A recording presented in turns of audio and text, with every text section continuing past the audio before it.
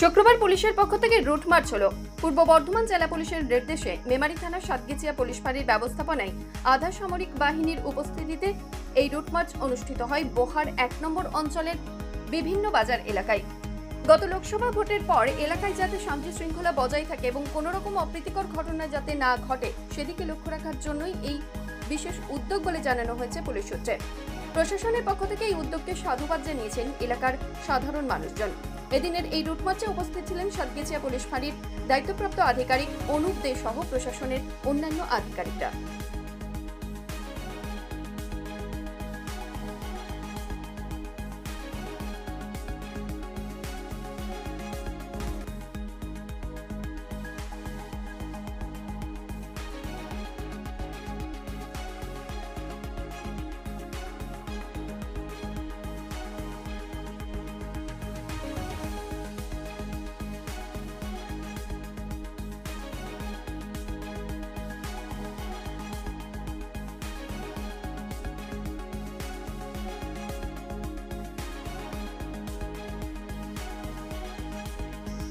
Bureau report, সংবাদ আজকে news.